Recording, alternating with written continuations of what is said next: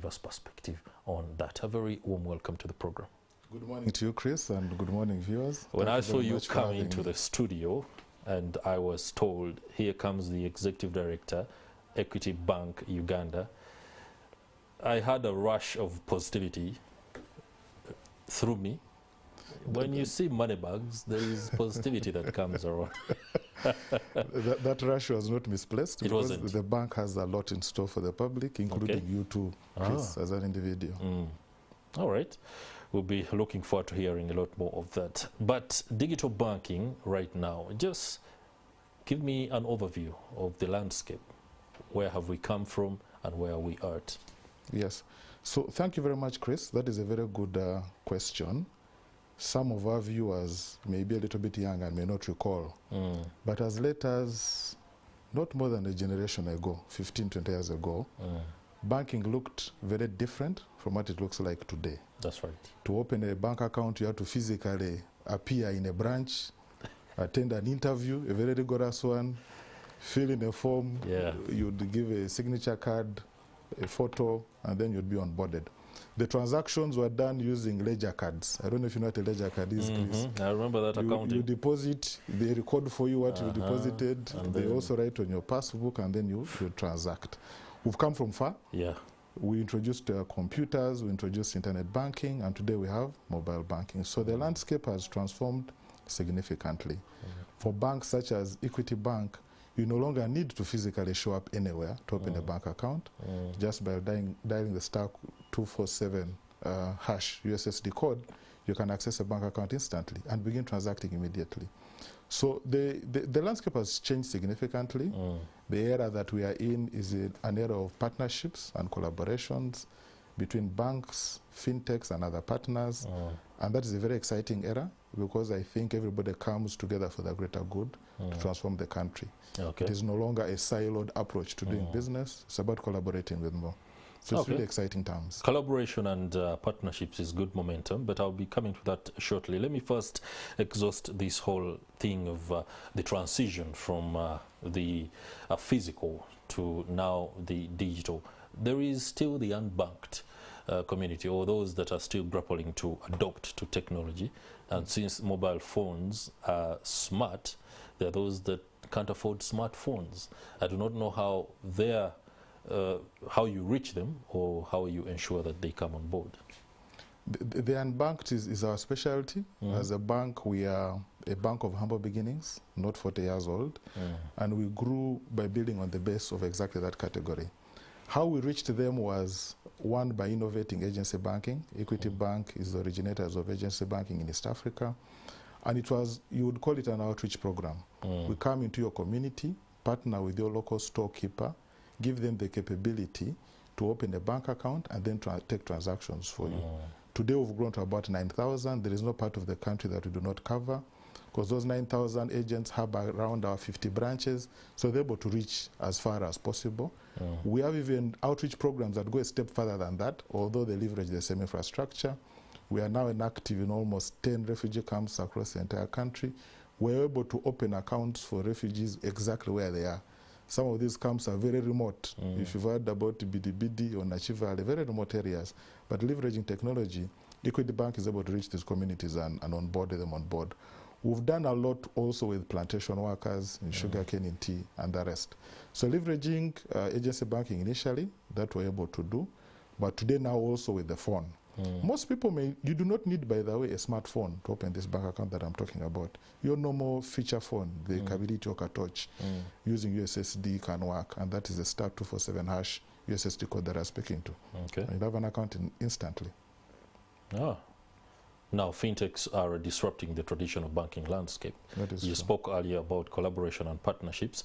It's something that is being done not on the premise of collaboration, but to ensure you do not suffer the distortion. Those are two different things. These guys are coming at you, the fintechs, and it is imperative that you collaborate with them, but on the premise that they don't beat you to the game. Not that you want to ensure that they also do business. I don't know, there is not conflict, but a little bit of tensions there. How are you ensuring that there is harmony, especially for the benefit of the customers? That's a very good question, Chris. And at Equity Bank, we see fintechs as partners. Just a week ago or so, we joined the FITSPA, which is the umbrella association for all fintechs in this country. What? FITSPA, the Financial Technology Service Providers Association of Uganda.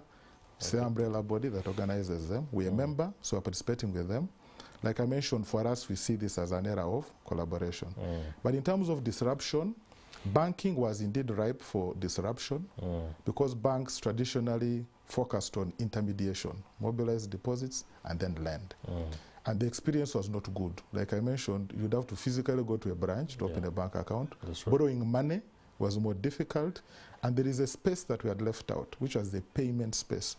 If you remember not too long ago, to pay your utility bills, water and power, you'd withdraw money from your bank, go to Meme, queue, deposit, then Meme takes the same money to the bank to credit. So they came into that space and have created some value by disrupting a lot of that. It is now easier to do those things. At Equity Bank, however, we did not wait to be disrupted by fintechs. We disrupted ourselves because we could see what was coming. Customers' behaviors had changed. Customers wanted to transact banking as a way of life, not as a thing that they must do, a place that they must go. And so we've leveraged a number of partnerships with these fintechs. Today we do very many things with them in the payment space, in terms of lending, in terms of deposits. So for us, we've partnered with them. Like I mentioned, this era is about collaboration. That's right. We have 48 million Ugandans out there. Just a fraction of them are currently included. Those that are included, the experience could be much better. Access to certain key services is limited. So fintechs today, for me, at least as far as Equity Bank is concerned, are partners. And that's why our invitation to them was very open during FITSPA. Come and work with us. Let's plug in and let's champion the socio-economic transformation of Uganda together. Great. I'm glad you talk about socio-economic transformation just minutes after you mentioned something about including some people, which is entirely the financial inclusion agenda across the country, making sure that finance products are accessible to every person, especially those in the rural areas. There are so many stakeholders who are pushing from all kinds of fronts. And many times what you want is concerted and targeted effort that comes from collaboration. Where are we when it comes to the government setting direction, or it's a case of the private banking institutions themselves going in and then perhaps government joining on later? Yeah. So thank you. Like I mentioned, this area is about collaboration, and different stakeholders have a different role to play. I'll applaud the government for some of the contributions they've made around liberalizing the sector, allowing this to happen. That's right. Fintechs, for example, were not regulated previously. They didn't even know under which framework they should operate. Bank of Uganda has come out clearly and mapped a journey that a fintech can undergo in terms of how they can get registered and so on and so forth. There are key things that the government has done. One was the individual database, let me call it that, NIRA. Without NIRA, there is a lot that would not be possible. The account opening that I've mentioned would not work. So digitizing that was very, very important. The other key one that government is now doing through URSB is digitization of the database for businesses. That is very key. With those two registries, there is a lot now that we can achieve going forward. Of course, in terms of infrastructure, having electricity going as far as possible, so that then if I'm using a mobile device, I can charge it, or some of the equipment that you use, our agents and so on, they can access electricity easily. Peace and security, let's not underrate what that means. There is no business if there is no peace and security. Sure, no doubt. So government has played a key role, and by the way, also by embracing some of these modes. Government today collects revenue digitally. That was not possible not too long ago. You'd have to queue at a URA office to pay tax. Today you can do it on your phone. That's right. So I think government has played this role, and we appreciate that and we commend them for it. How are you addressing aspects including fraud and data privacy? Fraud is a big one. It's one of the big challenges that we have faced. We've addressed it by doing heavy consumer sensitization. Most of the fraud that we've seen in the market is not complex. It is social engineering. It is trickery. It is not what we call hacking. It's never hacking. Okay. Someone called you and told you, I'm so and so from UCC, I'm going to switch off your phone if you don't do the following things. Then you fall for it. So with a lot of sensitization, we've seen that begin to come down. In terms of data privacy, there are key policies and protocols that we follow. around one, ensuring you have consent for everything you do with somebody's data. Remember, the customer is the owner of that data. They must authorize you to collect it, to share it, or do anything with it. How you store it, how you transfer it, who accesses it. All those are key areas that we have controls in place that manage that, and I think that takes care of that issue. Yes, Chris. You said it's trickery and not hacking, but we've had reports of specifically where banks have been hacked and a lot of money apparently stolen or well, taken away. How should somebody or an institution, for example, guard against hacking? For banking institutions, there must be some kind of concerted effort to ensure that it doesn't happen, and when it does, there is always a lot of work to ensure it's not out there in the public, because after all, it dents consumer confidence in the banking system. So hacking must be something you're paying attention to, especially in light of the fact that many people are improving their abilities in technology. Yeah. Indeed we are. I mentioned that for general public it is trickery, it is social engineering. Yes, it is true some institutions have faced direct attacks in terms of hacking, and you protect yourself by investing heavily. Everything today is technology. At Equity, for example, 96% of our transactions are done outside, facilitated by technology.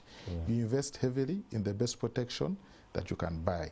Some of these solutions mean trusting partners, the likes of Microsoft and Amazon, by putting certain services in the cloud, who then are able to protect you a little bit better. Some you do on your own, but you must invest heavily. As Equity, we invest heavily in the protection of our systems, and that's why you will not find breaches of that nature. The only lapse that we find is around the sensitization of customers to protect around the trickery. But institutions must invest. There are no two ways about it. You must actually pay for good quality protection to ensure you keep yourself safe. That's right. Indeed. Okay, let's now talk about prospects and what are the trends you're looking at in the next, say, 1 year, so to speak? Yeah, in the next 1 year, I see that banking services will become embedded as part and parcel of what we do.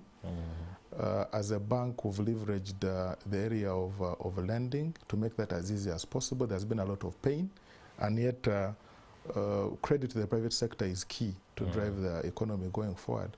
So we've innovated solutions like easy stock financing, which we launched about a month ago for distributors and stockists of the key FMCGs in the country.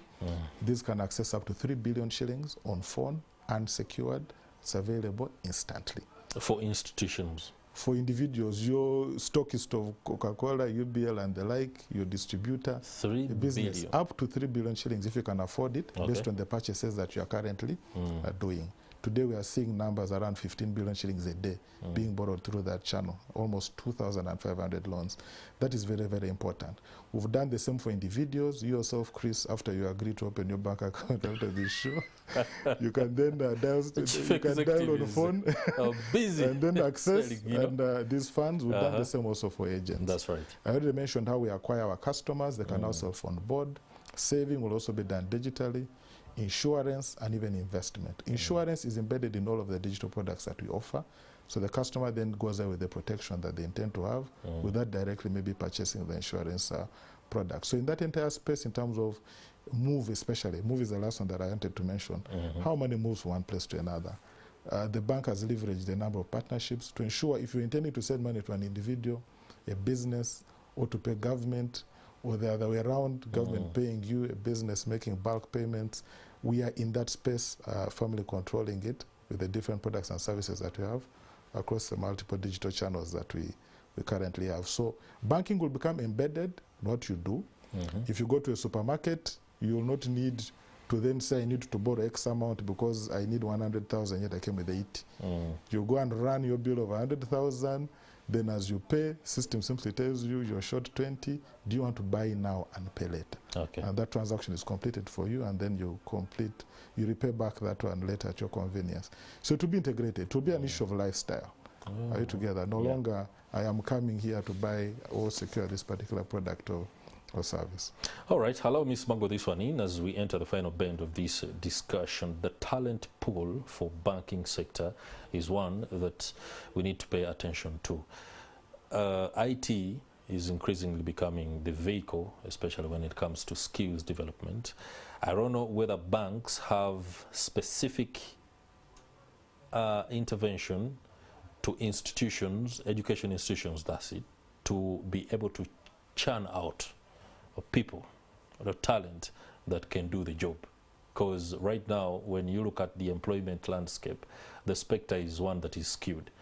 Many employers are saying the people you're giving us are not up to the task. And then the institutions are also saying, but this is the curriculum that we have.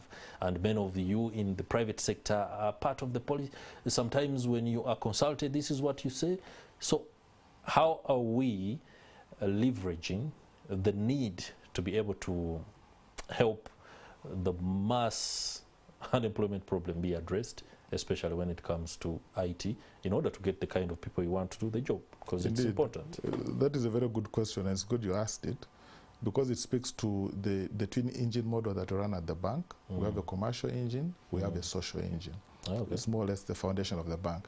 Through that foundation, we are getting these young people early. We have 2 programs that we run. We look after students that have finished primary 7, that are underprivileged but want to progress into secondary. Then there are those that have finished S6 that are progressing into university. So that is the ELP program. With the ELP program, we engage these people as soon as they finish S6. We take them through an induction at the bank. Then they run on a paid internship thereafter. So we give them some practical skills around what they should learn when they come. Paid internship. Okay. So they get these skills practically as they now begin university. And even after they join, on holidays, we have them on board. So you then find that within 3 or 4 years, the employee that you need, you have shaped. And you've already immersed them in the brand, you've inculcated very key values that they need and key skills so that then they are ready. I know government is doing some work around reviewing the curriculum, but nothing is better than giving someone hands-on experience on the job that they're eventually going to do. There's a lot of disruption in that space, by the way. We are not ready for what jobs people will be doing the next 10 or 15 years. So practical immersion is very key, and through that foundation program that we run, called the Equity Leadership Program, we are preparing the future potential even leaders of the country, but key employees, key stakeholders. I think we can get them as early as that through such initiatives. All right, that's eye-opening and something that is commendable on the part of Equity Bank Uganda. Kenneth Onyango, Executive Director, many thanks for the perspective and taking us through some of the opportunities that you are up to when it comes to the digital banking space. Thank you. Thank you, Chris. Appreciate it. And that will do it for the business update. We've been speaking digital banking. Let's go for a break.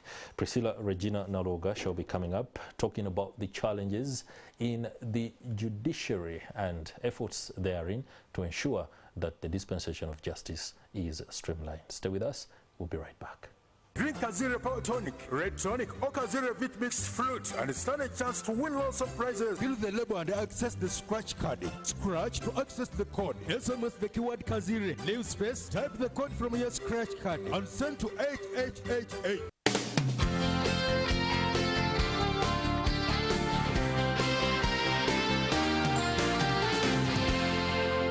You're watching Morning at NTV.